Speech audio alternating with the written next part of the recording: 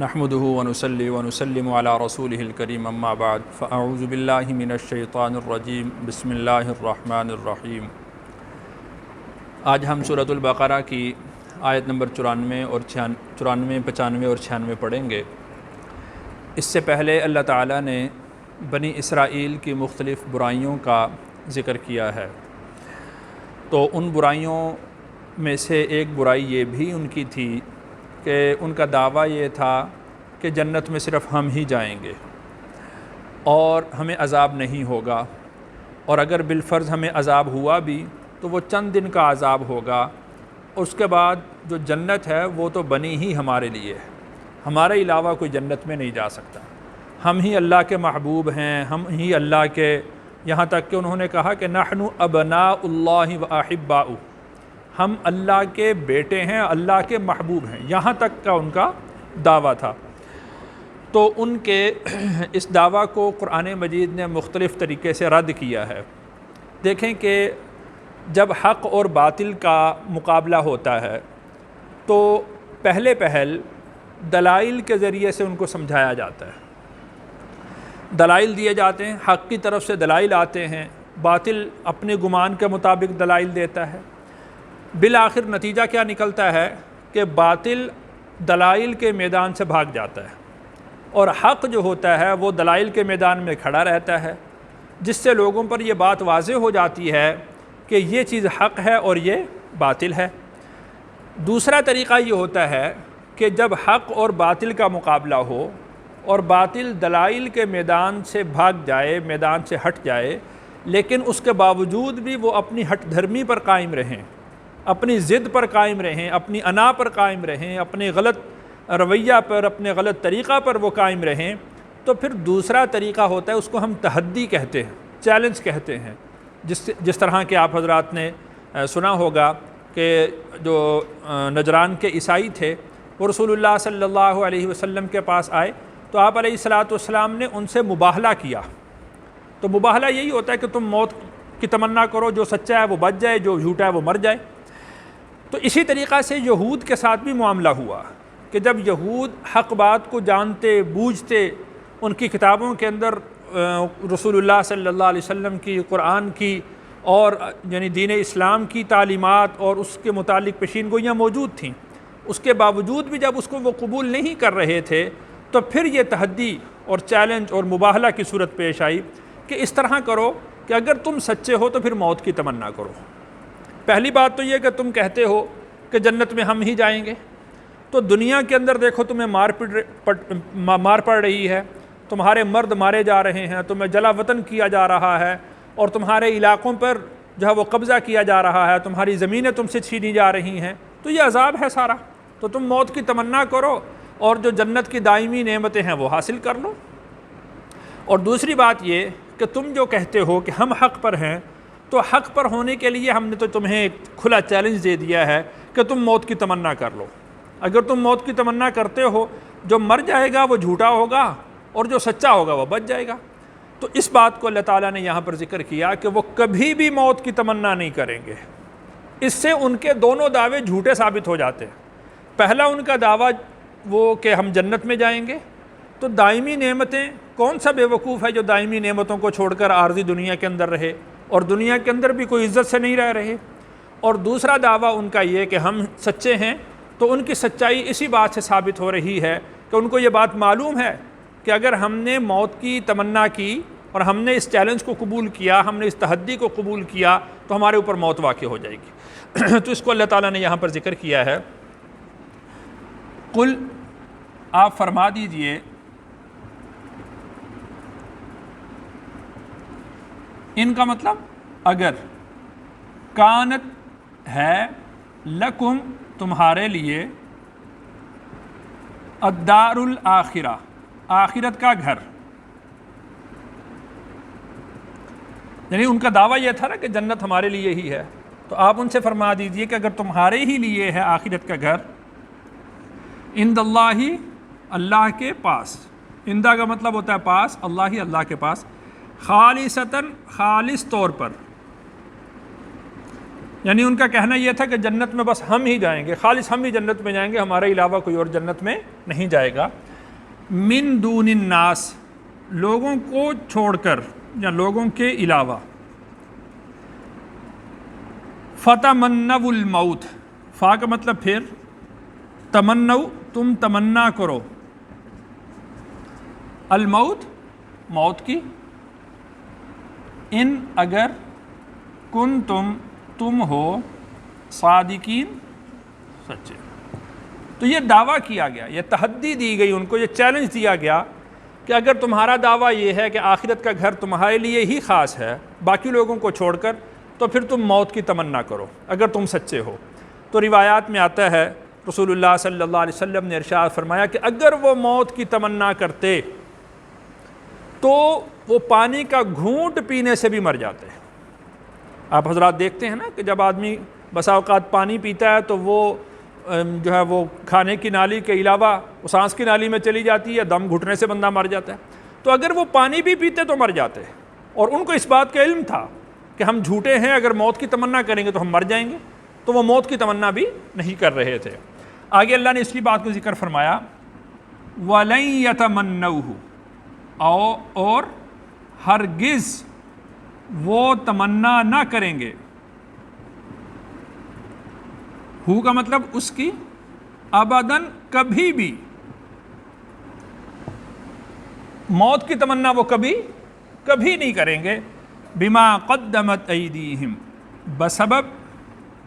اس کے جو، قدمت کا مطلب آگے بھیجا، ایدیہم ان کے ہاتھوں نے، یعنی ان کو اپنا کفر نظر آتا ہے، اپنی برائیاں نظر آتی ہیں، اپنا انکار نظر آ رہا ہے، تو ان کے ہاتھوں کی کمائی تو کفر ہے، تو وہ جو کفر ہے اس کے سبب سے وہ کبھی بھی موت کی تمنا نہیں کریں گے۔ ان کو اس بات کا علم ہے کہ ہم غلطی پر ہیں اور ہم گمراہی پر ہیں، موت کی تمنا کریں گے تو سیدھا جہنم میں جائیں گے۔ تو وَلَن يَتَمَنَّوْهُ أَبَدًا بِمَا قَدَّمَتْ أَيْدِيهِمْ، وَاللَّهُ، اور اللہ، علیم، جاننے والے ہیں، بالظالمین، ظالموں کو۔ ظالم کا معنی سرکش، جو اللہ کی حدود سے تجاوز کرنے والے ہیں، جو اللہ کے احکامات کی نافرمانی کرنے والے ہیں، سرکشی کرنے والے ہیں، اللہ ان کو خوب جانتے ہیں۔ تو اللہ ہی نے یہ چیلنج دیا اور اللہ ہی نے یہ بتلا دیا کہ وہ کبھی بھی موت کی تمنا نہیں کریں گے۔ بہرحال یہاں پر ایک اور مسئلہ یہ سمجھ لیں کہ عام کسی آدمی کے لیے بھی جائز نہیں ہے کہ وہ موت کی تمنا کرے، کسی آدمی کے لیے بھی جائز نہیں۔ ہاں البتہ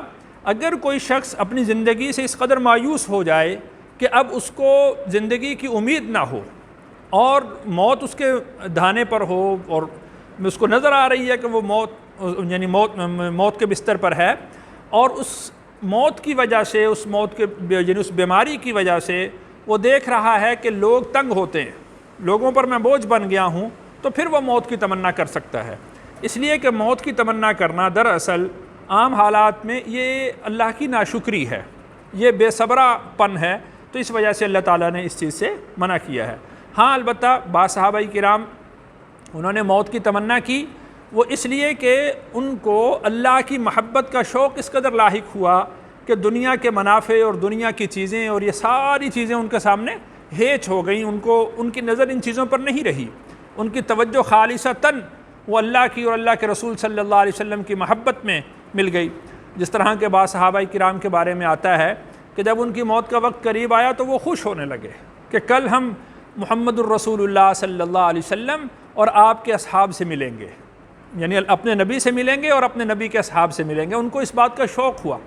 تو اگر کسی کے سامنے ایسا شوق ہو، ایسی اس کے دل میں محبت ہو، تو پھر تو وہ موت کی تمنا کر سکتا ہے، اس کے علاوہ کسی کے لیے موت کی تمنا کرنا جائز نہیں ہے۔ اور یہ جو چیلنج تھا تو چونکہ یہ رسول اللہ صلی اللہ علیہ وسلم کے زمانے میں تھا، تو یہ آپ علیہ الصلاۃ والسلام کے لیے ہی تھا اور آپ کے زمانے کے یہودیوں کے لیے تھا، بعد کے یہودیوں کے لیے یہ چیلنج یا تحدی نہیں ہے۔ آگے اللہ نے ارشاد فرمایا، واو کا مطلب اور، لَتَجِدَنَّهُمْ، البتہ آپ پائیں گے ان کو، احرص الناس لوگوں میں سب سے زیادہ حریص،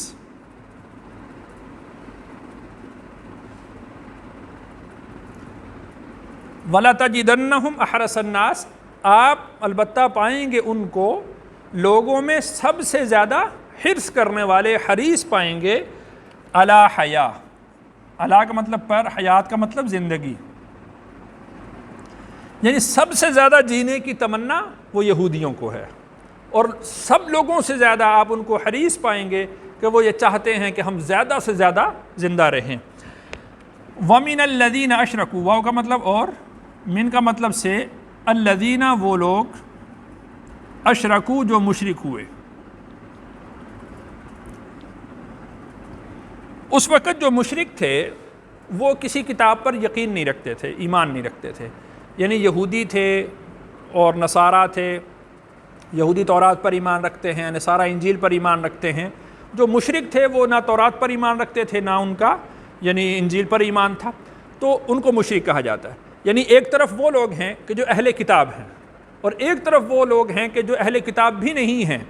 تو ان کا یعنی جو یہودی ہیں بحیثیت اہل کتاب ہونے کے ان کا آخرت پر ایمان ہے کہ قیامت قائم ہوگی، حشر ہوگا، پھر اعمال کی بنیاد پر جنت اور جہنم میں جائیں گے، تو ان کا یہ ایمان ہے۔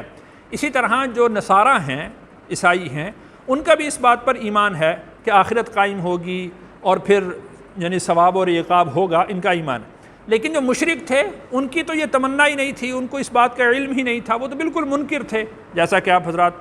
پڑھتے ہیں قرآن مجید میں کہ وہ کہتے تھے مر گئے، مٹی ہو گئے، بس پھر کون اٹھے گا، کون جیے گا، اس کے بعد کوئی زندگی نہیں ہے۔ اللہ نے ارشاد فرمایا کہ اب ان دونوں کی کیفیت دیکھ لیں کہ یہ لوگ جو یہود ہیں، جو آخرت پر ایمان بھی رکھتے ہیں، ان کا اعتقاد بھی آخرت پر ہے، اور ایک طرف مشرک ہیں کہ جن کا آخرت پر کوئی یقین نہیں، کوئی اعتقاد نہیں ہے، یہ لوگ مشرکوں سے بھی زیادہ زندگی کی تمنا کرتے ہیں، یعنی مشرکوں سے بھی زیادہ زندگی کے یہ حریص ہیں، یعنی ان کی قباحت مزید بڑھ جاتی ہے۔ یود چاہتا ہے، احدہم ان میں سے ہر ایک،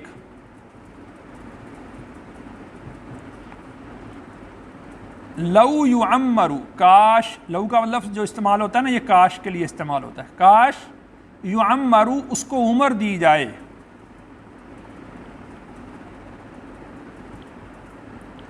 الف سنہ 1000 سال، الف عربی زبان میں کس کو کہتے ہیں؟ 1000 کو، سنہ کا مطلب سال۔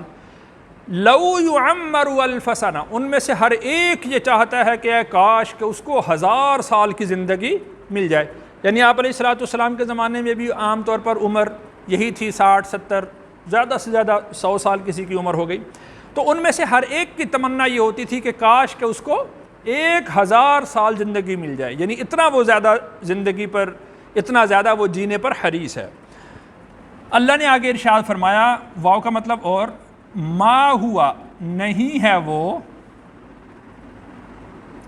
بمزحزحہ اس سے بچنے والا، من العذاب عذاب سے، من کا مطلب سے، عذاب کا مطلب عذاب، ان یعمر اگر اس کو عمر دی جائے،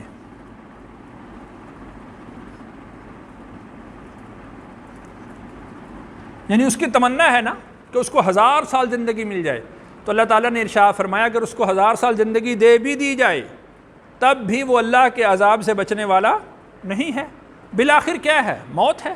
اور موت کے بعد جو فیصلہ ہے وہ تو ایمان پر ہے، اعمال صالحہ پر ہے، اور ایمان اور اعمال صالحہ کی طرف یہ لوگ آنے والے نہیں ہیں، تو لہٰذا ان کے لیے کیا ہے، یعنی اگر 1000 سال کی زندگی بھی دے دی جائے تب بھی یہ لوگ عذاب سے بچنے والے نہیں ہیں۔ واللہ اور اللہ، بصیر دیکھنے والے ہیں، بما یعملون جو کام وہ